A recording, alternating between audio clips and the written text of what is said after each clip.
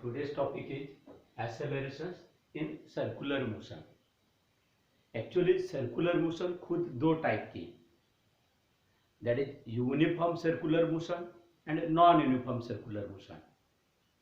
इन दोनों circular motion का example लेना है तो सिंपल अपना सीलिंग फैन. सीलिंग फैन के 3 ब्लेड्स या 4 ब्लेड्स जो भी होंगे, किसी एक ब्लेड का एक पार्टिकल जब फैन स्विच ऑन करेंगे तो वो पार्टिकल कौन सी मोशन परफॉर्म करेगा? Circular motion. अब जब वो रेस्ट था, जब वो स्विच ऑन किए जस्ट, तो थोड़ी देर तक 2-3 सेकंड तक उसकी घूमने की स्पीड ग्रेजुअली बढ़ती जाएगी. घूमने की वेलोसिटी का magnitude, that is called angular velocity या angular speed, it goes on increasing. तो तब वो कांस्टेंट नहीं है, इसलिए वो motion non uniform circular motion कहा जाएगा. लेकिन थोड़ी देर बाद 2-3 सेकंड बाद घूमने की स्पीड कांस्टेंट रहेगी, हो जाएगी, और वो जब तक स्विच ऑन है तब तक वही स्पीड से घूमते रहेगा. तब उसकी मोशन यूनिफॉर्म सर्कुलर मोशन बोलेंगे. Simple example, non uniform circular motion जब स्विच ऑन करेंगे तब थोड़ी देर तक, 1-2 सेकंड तक, 2-3 सेकंड तक, और यूनिफॉर्म सर्कुलर मोशन जब तक शुरू रहेगा बाद में कांस्टेंट होने के बाद. वैसे ही जब स्विच ऑफ करेंगे तो ऑफ करने के बावजूद भी थोड़ी देर तक वो घूमते रहता है, तब भी वो motion non uniform circular motion कहा जाएगा. अब अपने को आज के टॉपिक में क्या देखना है? एक्सेलरेशंस इन सर्कुलर मोशन. मतलब सर्कुलर मोशन दो टाइप की, यूनिफॉर्म और नॉन यूनिफॉर्म. तो दोनों सर्कुलर मोशंस में रहने वाले एक्सेलरेशंस देखना है अपने को. तो सबसे पहले हम यूनिफॉर्म सर्कुलर मोशन की बात करेंगे. इन uniform circular motion,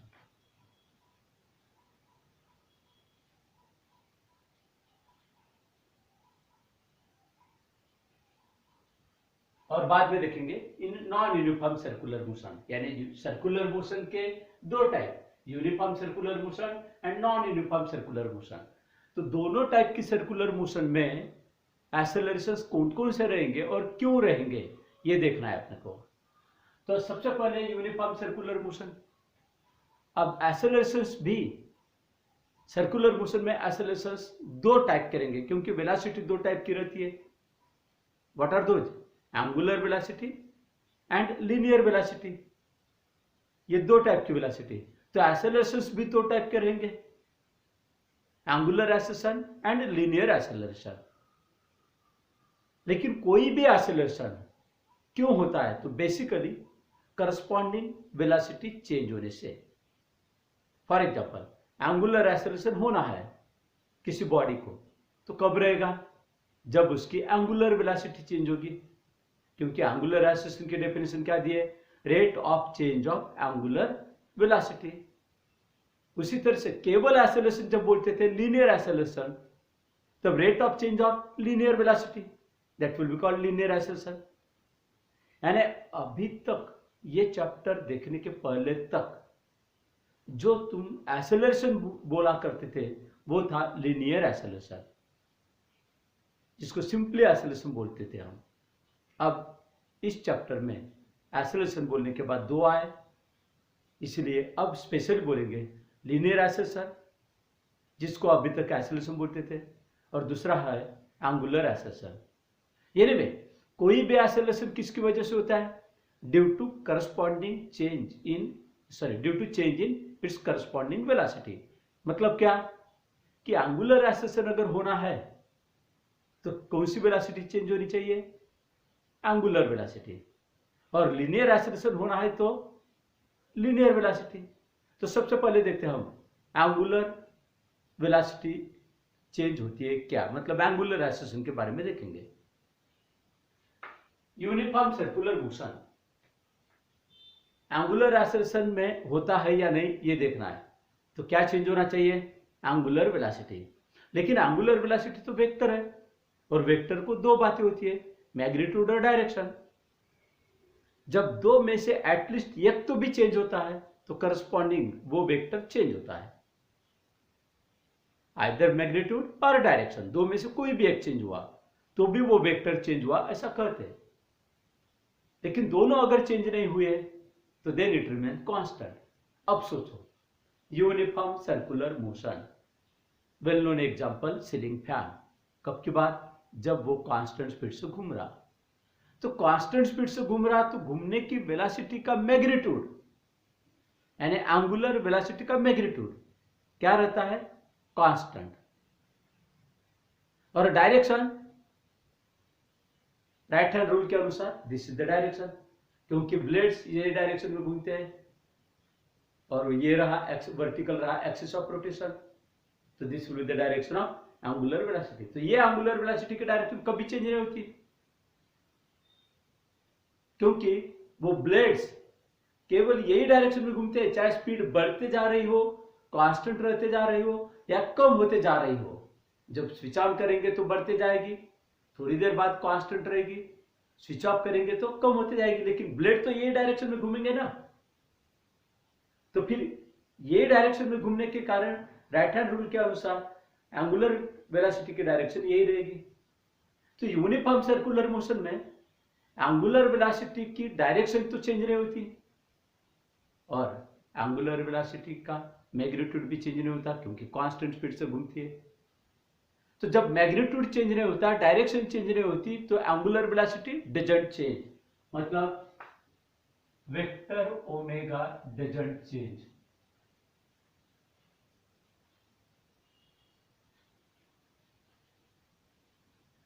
therefore vector alpha यानी क्या रहेगा? Angular acceleration. तो vector alpha will be 0, there will be no angular acceleration, vector alpha 0 रहेगा यूनिफॉर्म सर्कुलर मोशन में। अब लीनियर एक्सेलरेशन देखते हैं, लीनियर एक्सेलरेशन रहेगा या नहीं। तो अब देखो,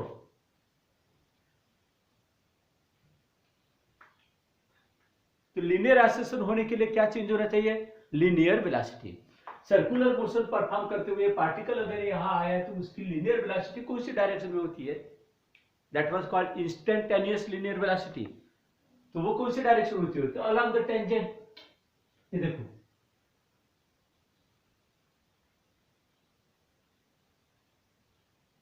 this is the direction of linear velocity, vector v की डायरेक्शन। ये एट दिस पॉइंट ए पर आने के बाद यहां अगर जाता है तो ये डायरेक्शन रहेगी, यहां अगर आया तो ये डायरेक्शन रहेगी। अब एक्चुअली देखा जाए तो एट एवरी पॉइंट, यहां हो यहां हो यहां हो, कहीं पे भी linear velocity along the tangent होती है। तो तुम बोलोगे हर पॉइंट पर लीनियर वेलोसिटी की डायरेक्शन टेंजेंट की डायरेक्शन में है, चेंज नहीं हो रही, लेकिन ऐसा नहीं है। यहां रहने वाली टेंजेंट ये डायरेक्शन में है, यहां रहने वाली टेंजेंट ये डायरेक्शन में है। यहां पार्टिकल आता है तो ये डायरेक्शन में उसकी लीनियर वेलोसिटी रहेगी, यहां पार्टिकल आए तो ये डायरेक्शन में रहेगी। At all points it is tangential no doubt, but tangent is changing its direction itself. खुद टेंजेंट अपनी डायरेक्शन चेंज कर रही है। दैट्स व्हाई लीनियर वेलोसिटी की क्या बात चेंज होती है? डायरेक्शन चेंज हो रही है। अच्छा, मैग्नीट्यूड चेंज होता है क्या लीनियर वेलोसिटी का? Magnitude, you know the relation we have obtain just v equals to omega into r, ये मिलाए थे, याद आ रहा होगा। v was the magnitude of linear velocity, omega was the angular velocity and r was radius. तो ये radius change नहीं होती, एंगुलर वेलोसिटी चेंज नहीं होती। यूनिफॉर्म सर्कुलर मोशन की बात कर रहा हूं।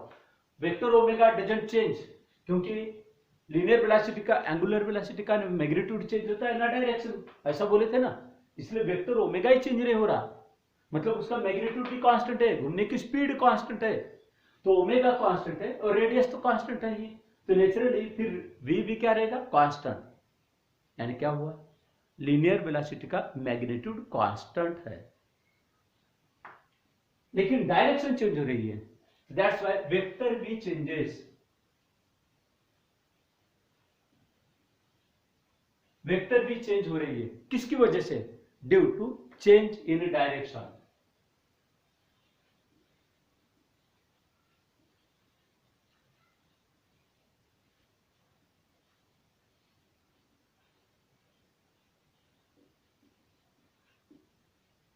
डायरेक्शन चेंज होने के कारण वेक्टर भी चेंज हो रहा। जब लीनियर वेलोसिटी अब चेंज हो रही तो naturally it will have linear acceleration. Therefore uniform circular motion, vector a is present. What is vector a? Linear acceleration. What is vector alpha? Angular acceleration. What is vector omega? Angular velocity. What is vector b? Linear velocity. तो vector a is present मतलब present रहेगा। अब देखो गौर से, uniform circular motion, तुमको लगेगा कि uniform motion है तो फिर एक्सेलरेशन कैसे रहेगा? यूनिफॉर्म सर्कुलर मोशन है और यूनिफॉर्म सर्कुलर मोशन में लीनियर वेलोसिटी का केवल मैग्नीट्यूड कांस्टेंट रहता है लेकिन डायरेक्शन नहीं। और यह डायरेक्शन चेंज होने के कारण ओवरऑल लीनियर वेलोसिटी चेंज होती है और लीनियर वेलोसिटी चेंज हुआ तो लीनियर एक्सेलरेशन रहेगा। That's why vector a is present. This is the reason why the uniform circular motion is an accelerated motion. Otherwise uniform motion ये word आते बराबर अपने दिमाग में बात आती है कि वो नॉन एक्सेलरेटेड मोशन रहेगी। एग्जाम्पल लेते ट्रेन का, रेलवे स्टेशन से ट्रेन निकलने के बाद थोड़ी दूर जाने तक उसकी स्पीड बढ़ते जाती है लेकिन बाद में एक टेंटेटिव स्पीड होने के बाद वो कांस्टेंट स्पीड से लेकर जाता है, तब उसकी मोशन यूनिफॉर्म मोशन होती है। तब वो ट्रेन की ना डायरेक्शन चेंज होती है ना स्पीड भी चेंज होती है, यानी लीनियर वेलोसिटी का मैग्नीट्यूड यानी स्पीड वो भी चेंज नहीं हो रही पर डायरेक्शन भी चेंज नहीं हो रही। In that case there is no change in linear velocity, that's why the train will not have the acceleration. वो यूनिफॉर्म मोशन है लेकिन वो यूनिफॉर्म ट्रांसलेशनल मोशन है, यूनिफॉर्म लीनियर मोशन है, ये यूनिफॉर्म सर्कुलर मोशन है। समझा? तो यहां एक्सेलरेशन रहेगा। दैट्स व्हाई एक बार क्वेश्चन पूछा गया था, explain that uniform circular motion is an accelerated motion. ये पहली कैरेक्टरिस्टिक है यूनिफॉर्म सर्कुलर मोशन की। तो वो एक्सेलरेटेड मोशन है, कैसे बोलेंगे? बिकॉज वेक्टर भी changes due to change in direction, that's why vector a is present. चलो ये सारी डिस्कस कर लिए हमने इन यूनिफॉर्म सर्कुलर मोशन। अब इन नॉन यूनिफॉर्म सर्कुलर मोशन,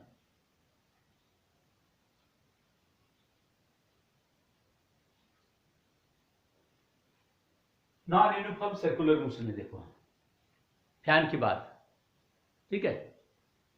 कब? जब स्विच ऑन किए तब, शुरू में 2-3 सेकंड तक क्या होगी? घूमने की स्पीड यानी एंगुलर स्पीड यानी एंगुलर वेलोसिटी का मैग्नीट्यूड, क्या वो कांस्टेंट रहता है या चेंज होते जाता है? तो इट गोज ऑन इंक्रीजिंग, मतलब चेंज होते जा रहा। अच्छा, डायरेक्शन क्या हुआ?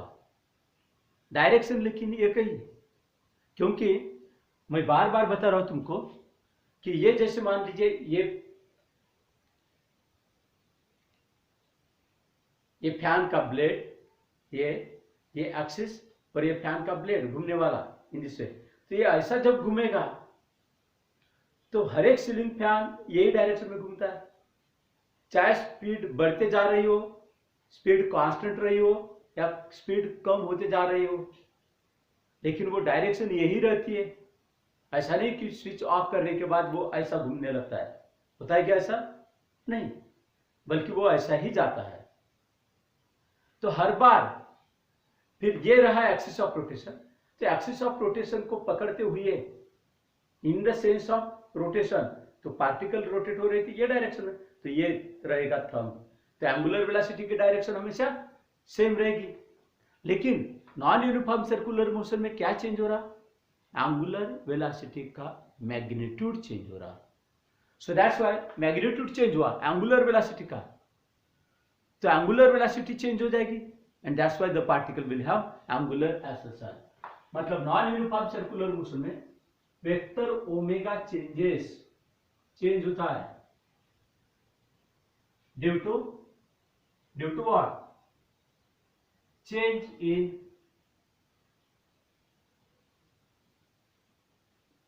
मैग्नीट्यूड.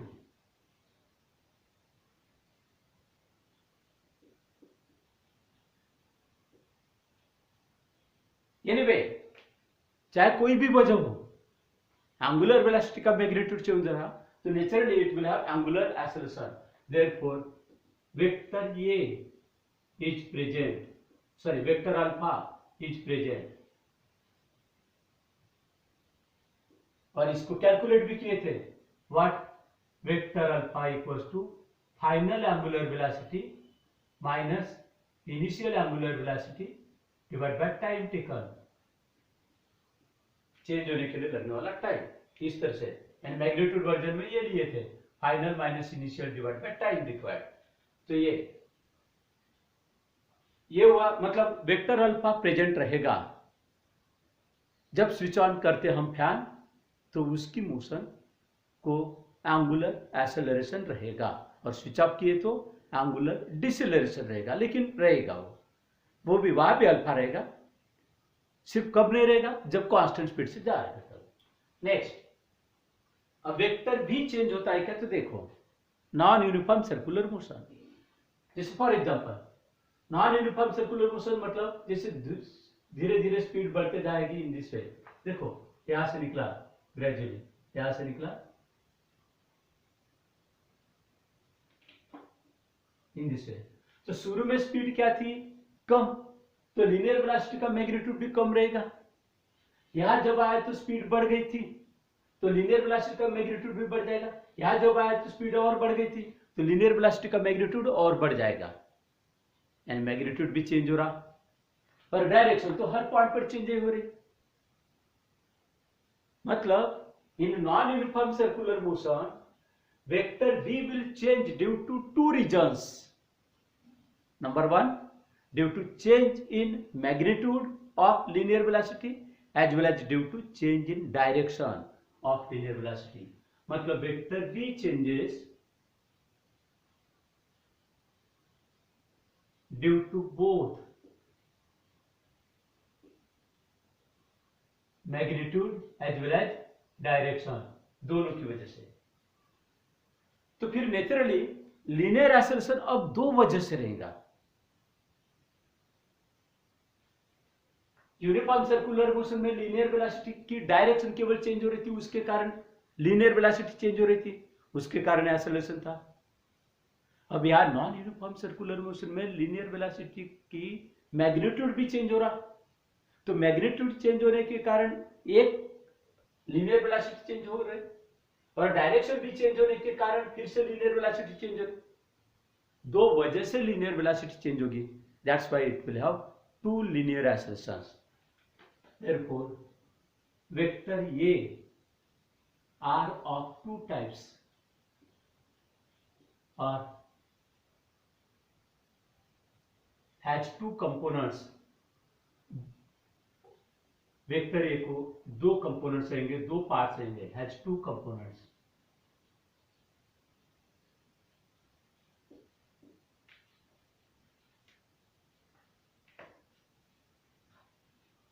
ये हुई थ्योरेटिकल डिस्कशन, केवल हम सोचे ऐसा होगा.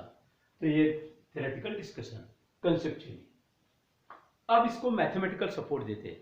एक बार क्वेश्चन पूछा गया था 2 मार्क के लिए, prove that non uniform circular motion has two components of acceleration.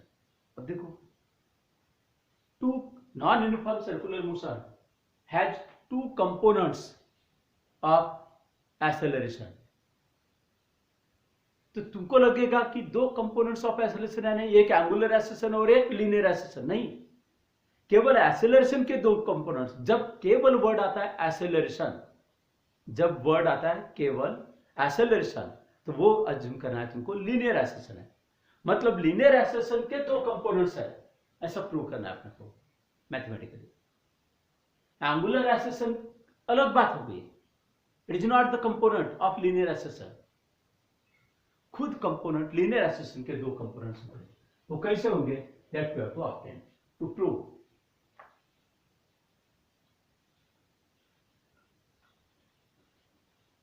That linear accession denoted by vector A has two components.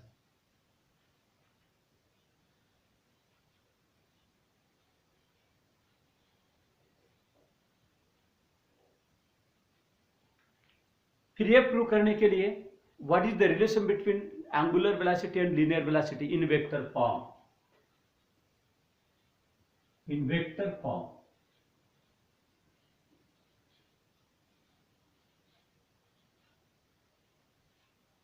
Vector B, you know, vector omega cross vector R, यही रिलेशन। Never write vector R cross vector omega, ऐसा लिखे तो क्या होगा, vector R cross vector omega and vector B equals to, ये दोनों relation same है क्या, दोनों रिलेशन सेम है क्या, नहीं, क्योंकि वेक्टर प्रोडक्ट कम्यूटेटिव नहीं है।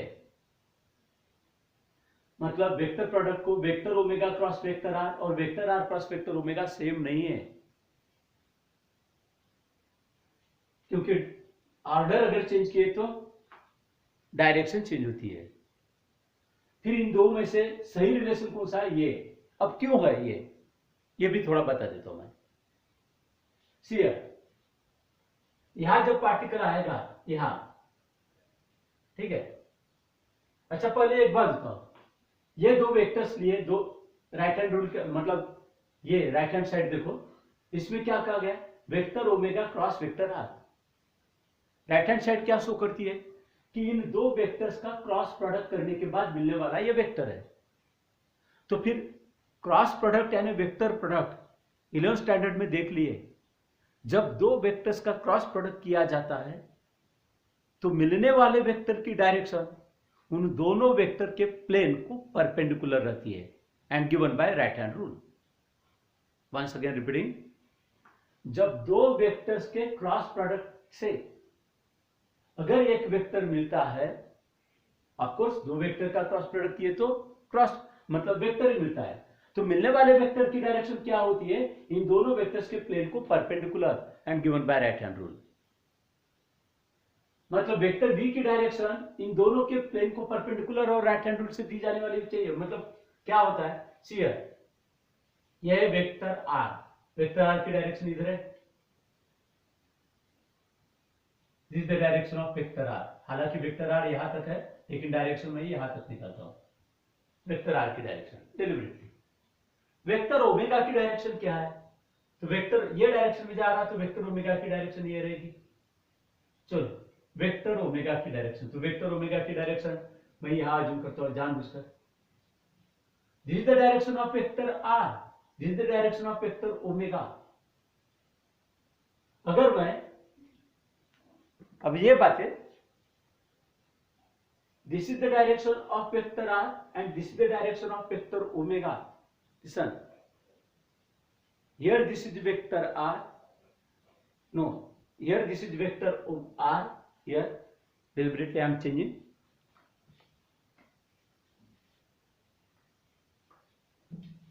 see here, this is the direction of vector r and this is the direction of vector omega. I make bring it to this point, so this will be the directions. Now remember,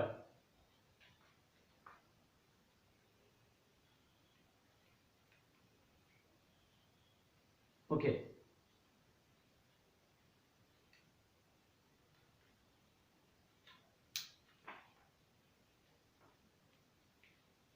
this is the direction of vector r and this is the direction of vector omega. Vector omega पहले लिया तो vector omega के ऊपर right hand fingers रखो cross product की direction देखने के लिए।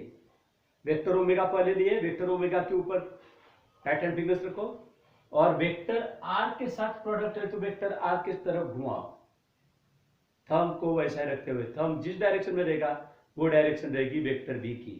सही बात है ये, देखो इन दिस वे, वेक्टर भी अपवर्ड आए। अगर वेक्टर आर पहले लिए होते, वेक्टर ओमेगा बाद में लिए होते, तो क्या हुआ होता? देखो अभी, this is the direction of vector r, this is the direction of vector omega. Vector r पहले लिए तो वेक्टर आर के ऊपर राइट हैंड फिंगर्स रखना पड़ेगा और घुमाना पड़ेगा किसकी तरफ? वेक्टर ओमेगा की तरफ। देखो यार, वेक्टर आर से वेक्टर ओमेगा की तरफ, तो थंब कौन सी डायरेक्शन में? डाउनवर्ड। तो आने वाला वेक्टर कौन सी डायरेक्शन में चाहिए? डाउनवर्ड। तो डाउनवर्ड डायरेक्शन में चाहिए। अब लीनियर वेलोसिटी अपवर्ड रहेगी या डाउनवर्ड? ये पार्टिकल ये डायरेक्शन में घूम रहा है। तुम अज्यूम करो, एक रस्सी लिए, उसके एक एंड को अपन ने पत्थर बांध लिए, घुमा लिए, और यहां आने के बाद छूट जाता है, तो वो नीचे गिरेगा या ऊपर जाएगा? देखो यार, व्हाट आई एम सेइंग, ये इतनी बड़ी रस्सी, इसको एक पत्थर बांध लिए और घुमा लिए, ये वर्टिकल सर्कल में हिंदी से, तो यहां आने के बाद छूट जाता है, तो अपवर्ड जाएगा ना थोड़ी देर बाद में, जब नीचे गिरेगा वो अलग बात है, लेकिन निकलते बराबर वो नीचे गिरेगा क्या? मतलब लीनियर वेलोसिटी डाउनवर्ड रहेगी या अपवर्ड रहेगी? अपवर्ड। तो फिर कौन सा रिलेशन सच है? This is the relation, this is not the correct relation, क्योंकि इससे डायरेक्शन क्या आती है? डाउनवर्ड आती है। So this is the vector form. Okay, next, differentiating this with respect to time. लिखता हूं मैं,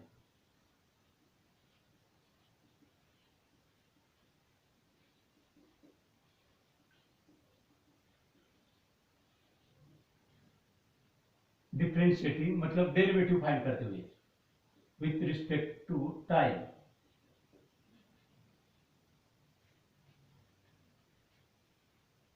टाइम टी क्या होगा? डी डी टी ऑफ, जब differentiating with respect to x कहा जाता तो डी डी एक्स बोलते, तो इस तरह से d D T of vector b to the right hand side, d D T of vector omega cross vector r. Differentiation का रूल भी लगा लेता हूं, derivative of first function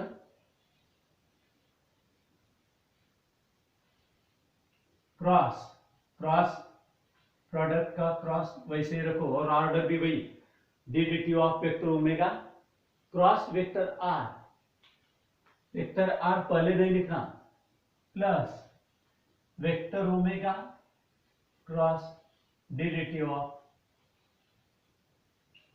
vector r. While having the cross product, while having any operation on cross product, the order must not change. Otherwise तुम mathematics में यहाँ अगर मान लीजिए डॉट वगैरह नहीं होता तो वेक्टर आर सामने ले होते तो भी कोई फर्क नहीं पड़ा होता, लेकिन यहाँ क्रॉस है और क्रॉस में क्रॉस के बाद वेक्टर है, तो first derivative of first function cross second function plus first function cross derivative of second function, in this वे। चलो ये दो फैक्टर्स हो गए, but what is D omega by D T? ये क्या है? चलो ये पहला वेक्टर वी, वेक्टर वी क्या था? लीनियर वेलोसिटी, तो D D T of vector V यानी rate of change of velocity with respect to time, derivative with respect to time and rate of change with respect to time, rate of change of what? Velocity with respect to time, that is called linear acceleration. So equals to vector a, that is linear acceleration.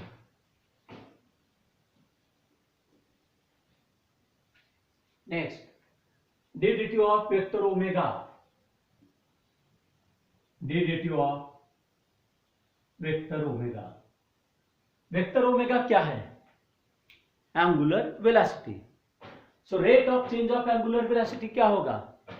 Angular acceleration denoted by vector alpha, that is angular acceleration.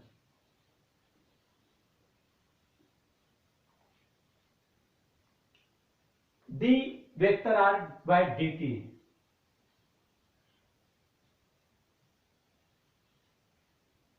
ये क्या होगा? इस chapter के शुरू में तुम लोगों को कहा था कि ये रेडियस वेक्टर है, और जब भी पार्टिकल घूमते हुए इस पॉइंट पर आएगा और कोऑर्डिनेट सिस्टम का ओरिजिन अगर मान लीजिए हमने सेंटर पर एडजस्ट किए, तो वही रेडियस वेक्टर क्या बनेगा? Position vector.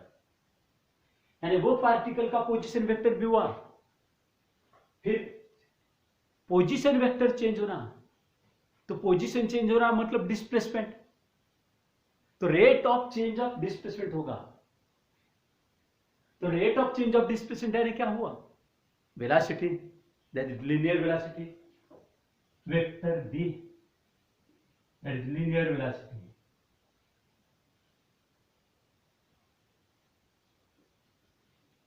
Put all these terms, so then finally you will have, therefore vector A equals to क्या होगा? Vector alpha cross vector R plus vector omega cross vector B।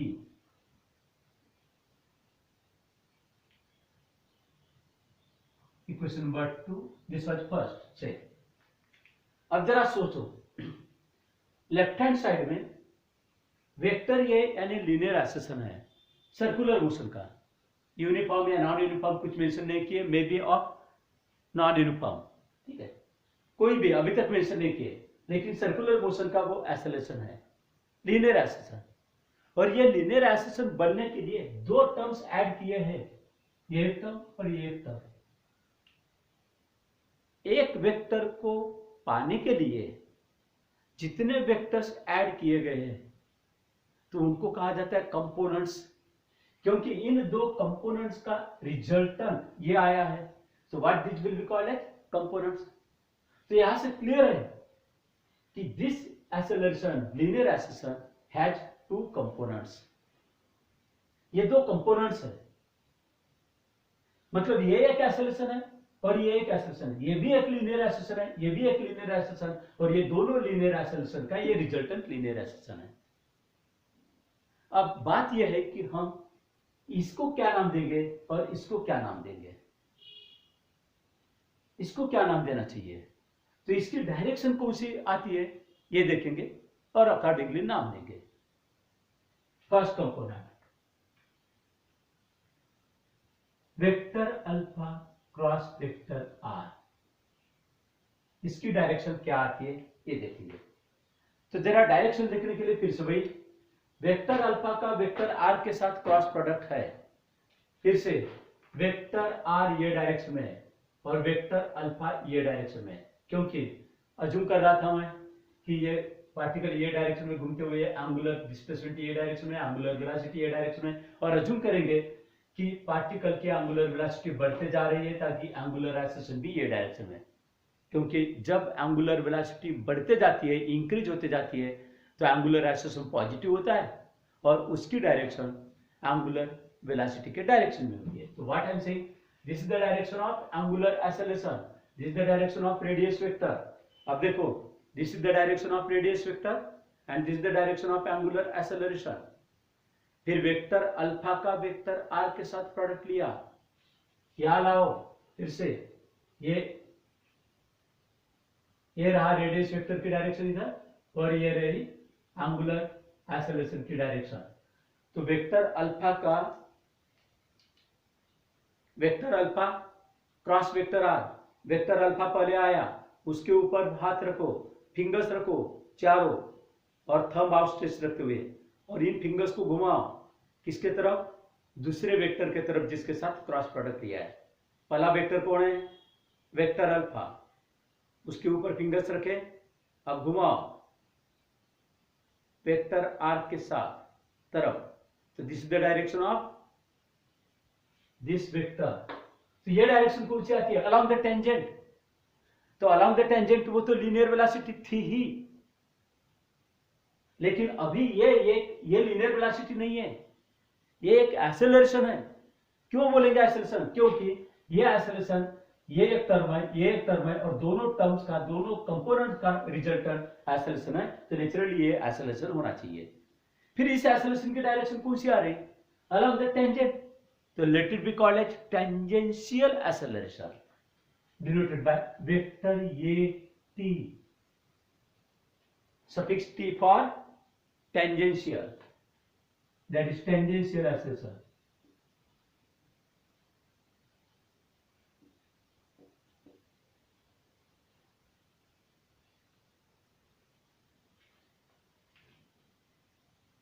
फिर दूसरा कौन सा, vector omega cross vector v, another component vector omega cross vector v, इसकी direction क्या होगी ये देखना है। वेक्टर ओमेगा ये डायरेक्शन में, ये डायरेक्शन में, वेक्टर v ये डायरेक्शन में, तो जरा इन दोनों का रिजल्टेंट पाने के लिए वेक्टर ओमेगा को, वेक्टर ओमेगा ये डायरेक्शन में, this is the direction of vector omega,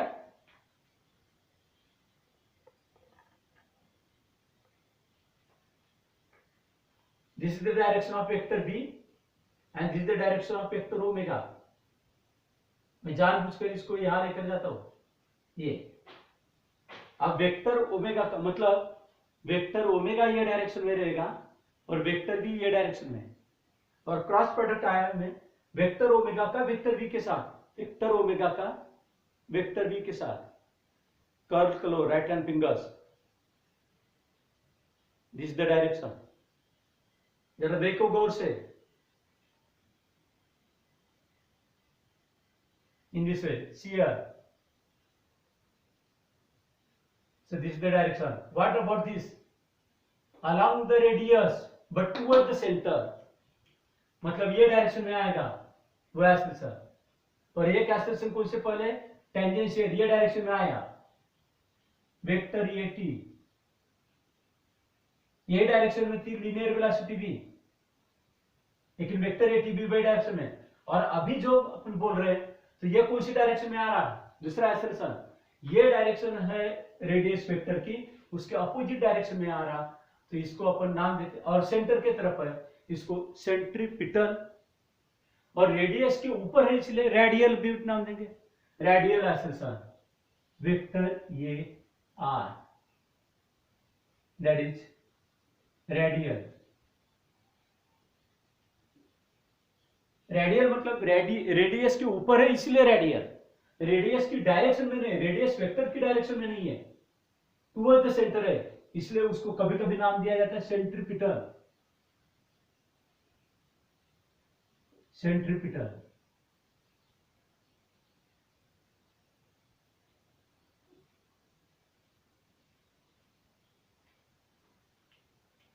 radial acceleration और centripetal acceleration. So naturally vector ये, अब देखो हियर इट इज वेक्टर ये आर, यानी non uniform circular motion perform करते हुए पार्टिकल अगर यहां आया तो उसको टेंजेंशियल एक्सेलरेशन रहेगा ये डायरेक्शन में, और ये डायरेक्शन में रहेगा रेडियल एक्सेलरेशन, ये रेडियल एक्सेलरेशन।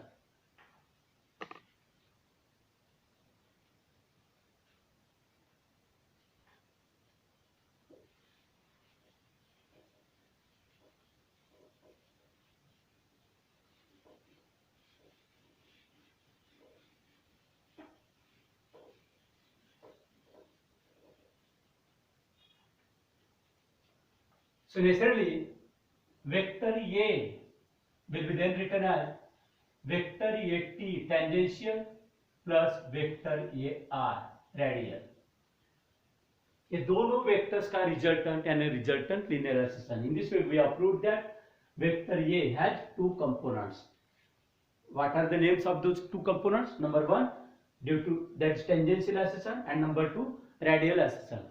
और इन दोनों का रिजल्टेंट एक्सेलरेशन वेक्टर ये है, तो वेक्टर ये कौन सी डायरेक्शन में आएगा, तो अब इन दो का रिजल्टेंट निकालो, तो naturally according to law of parallelogram, अगर बाय द वे ऐसा ड्रॉ करते हैं,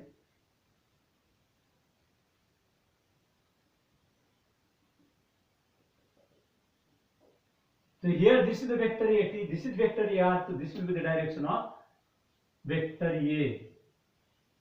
तो रिजल्टेंट एक्सेलरेशन ये रहेगा, दिस इज वेक्टर ए.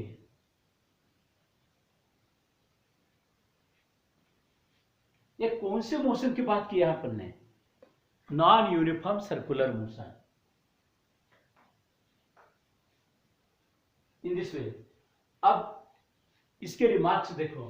चलो इस टॉपिक के अनुसार 3 मार्क के लिए हो गया complete. That vector A has 2 components, या फिर 2 मार्क के लिए इट हैज 2 कंपोनेंट्स. इजीली अपन ने प्रूव किए. लेकिन केवल इतना ध्यान में रखो कि ये दो इन इसका डायरेक्शन अलाउंग द टेंजेंट आती है इसलिए टेंजेंशियल, और इसकी डायरेक्शन अलाउंग द रेडियस आती है इसलिए रेडियल, और टुवर्ड द सेंट्रल है, सेंटर है इसलिए सेंट्रीपिटल. पिटल यानी अट्रैक्टेड टुवर्ड्स, तो सेंटर की तरफ अट्रैक्टेड है तो सेंट्रीपिटल एक्सेलरेशन इस तरह से करें. अच्छा, इस वेक्टर का मैग्नीट्यूड लिखो. Magnitude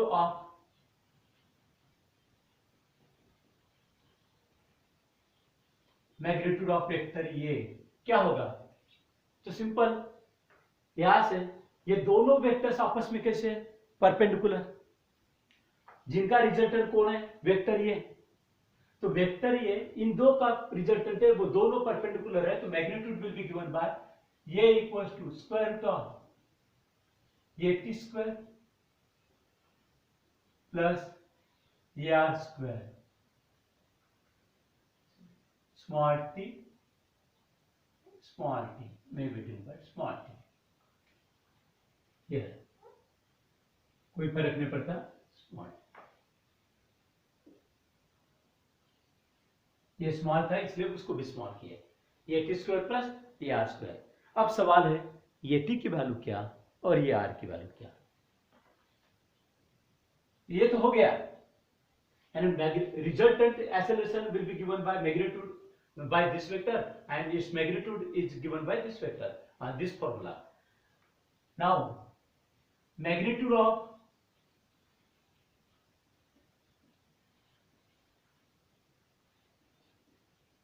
vector AT tangential acceleration का मैग्नीट्यूड given by AT. तो टेंजेंशियल एक्सेलरेशन किससे मिला था? ये vector alpha cross vector r. इस क्रॉस प्रोडक्ट का मैग्नीट्यूड, क्योंकि इनका क्रॉस प्रोडक्ट यानी वेक्टर एटी था, तो इसका मैग्नीट्यूड यानी ये क्रॉस प्रोडक्ट का मैग्नीट्यूड. तो क्रॉस प्रोडक्ट का मैग्नीट्यूड क्या होता है? Alpha into r into sine of angle between this two. तो इन दोनों के बीच में एंगल कितना? तो वेक्टर अल्फा फिर से ये डायरेक्शन में, वेक्टर आर ये डायरेक्शन में, तो 90 degree. Sin 90 is 1, so therefore it will be AT equals to R into alpha or alpha into R. ये हो गया. Next, magnitude of radial acceleration.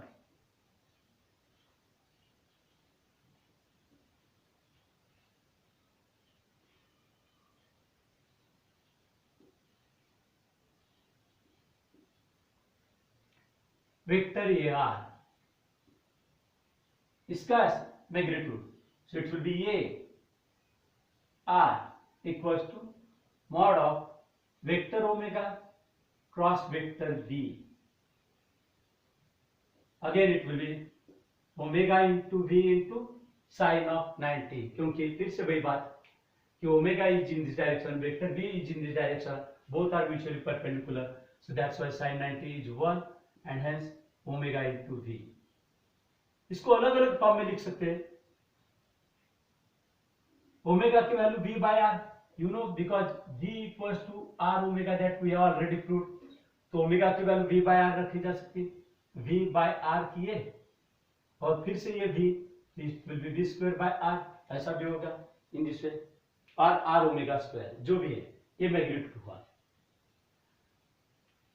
अब तुमको थोड़ी देर पहले थोड़ा सा डिस्कस करता है यहां.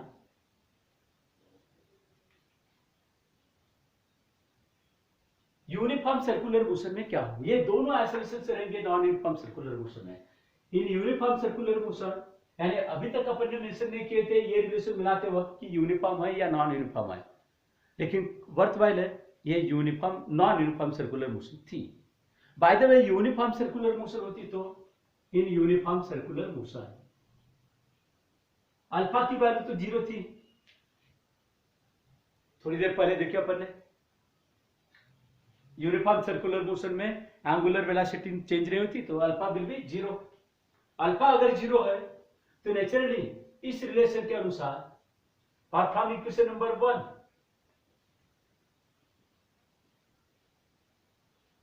फ्रॉम 1 यहां से देखो vector a will be then given by this term will become 0 vector omega cross vector b and vector omega cross vector b is nothing but the yes radial accession।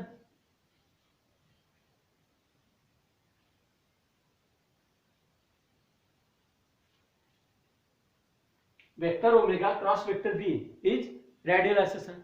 इसका मतलब non uniform circular motion में जो एक ही acceleration होता है, एक ही linear accession होता है, किसकी वजह से होता है वो थोड़ी देर पहले देखिए अपन ने नॉन यूनिफॉर्म सर्कुलर मोशन में लीनियर वेलोसिटी का मैग्नीट्यूड तो कांस्टेंट रहता है लेकिन direction point to point change होती जाती है और जिसके बदौलत वो लीनियर वेलोसिटी चेंज होती है, that's why it was having the linear accession.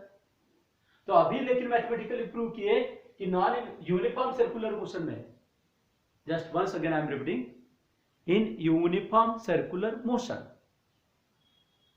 Magnitude of the linear velocity का मैग्नीट्यूड वो कांस्टेंट रहता है but direction changes from point to point. यहां टेंजेंट ये डायरेक्शन में, यहां टेंजेंट ये डायरेक्शन में, यहां टेंजेंट ये डायरेक्शन में। Due to this linear velocity changes and hence the particle has linear acceleration. यानी यूनिफॉर्म सर्कुलर मोशन में जो लीनियर एक्सेलरेशन होता है ये किसके बदौलत है? Due to change in direction. So that's why this radial acceleration is due to the change in direction of the linear velocity. Due to change in direction. फिर अब बताओ कि इन दो पार्ट में ये part due to change in direction था और हमने बोले थे कि ये acceleration non uniform circular motion में नॉन यूनिफॉर्म सर्कुलर मोशन की तरफ आता हो। नॉन यूनिफॉर्म सर्कुलर मोशन में दोनों बातें चेंज होती है, लीनियर वेलोसिटी का मैग्नीट्यूड और डायरेक्शन दोनों। तो मैग्नीट्यूड चेंज होने के कारण डायरेक्शन चेंज होने के कारण ये लीनियर एक्सेलरेशन, तो नेचुरली ये लीनियर एक्सेलरेशन किसकी वजह से होना चाहिए? Due to change in magnitude of linear velocity. Remember for forever what the tangential acceleration is due to change in magnitude of linear velocity while this radial acceleration is due to change in direction of linear velocity. Shortly, lastly I am telling in uniform circular motion linear velocity का magnitude ही change होता नहीं, direction के uniform circular motion में linear velocity का magnitude constant रहता है और direction point to point change होती है जिसके कारण लीनियर एक्सेलरेशन रहता है। लेकिन अभी मैथमेटिकली प्रूव किए कि यूनिफॉर्म सर्कुलर मोशन में जो एक्सेलरेशन रहेगा वो रेडियल रहेगा। ये मतलब रेडियल एक्सेलरेशन किसकी वजह से होता है? Due to change in direction of linear velocity. और नॉन यूनिफॉर्म सर्कुलर मोशन में ये दोनों एक्सेलरेशंस रहते हैं, दोनों कंपोनेंट्स रहते हैं। इनमें से ये कंपोनेंट किसकी वजह से रहेगा फिर? क्योंकि एक कंपोनेंट रहता है due to change in direction और दूसरा कंपोनेंट रहता है due to change in magnitude. तो ये टेंजेंशियल कंपोनेंट किसकी वजह से रहता है? Due to change in magnitude. इसलिए ध्यान में रखना तुमको, न्यूमेरिकल में अगर ऐसा है मेंशन नहीं किया जाएगा कि whether the particle is performing uniform या नॉन यूनिफॉर्म सर्कुलर मोशन, लेकिन अगर ऐसा दिया है कि particle is performing circular motion changing its speed at the rate of 2 metre per second, यानी इट इज चेंजिंग, उसकी स्पीड चेंज करते जा रहा, तो लीनियर वेलोसिटी का मैग्नीट्यूड चेंज करते जा रहा, स्पीड का, एंगुलर स्पीड नहीं, केवल स्पीड का मतलब लीनियर स्पीड माना जाएगा, तो it is changing because of the, it is changing the magnitude. तो मैग्नीट्यूड चेंज होने के कारण मिलने वाला एक्सेलरेशन क्या रहेगा, वो टेंजेंशियल रहेगा। So this is all about the acceleration in circular motion. हमने रेडियल टेंजेंशियल एक्सेलरेशन का फार्मूला ये मिला है r इंटू अल्फा, और रेडियल एक्सेलरेशन का फार्मूला ये मिल गया है, that is this one, magnitude of radial acceleration and magnitude of tangential acceleration. लेकिन individually magnitude tangential acceleration, sorry, magnitude of tangential acceleration, magnitude of radial acceleration, लेकिन radial acceleration मिलाने के लिए और दूसरा तरीका है, दैट विल बी सी।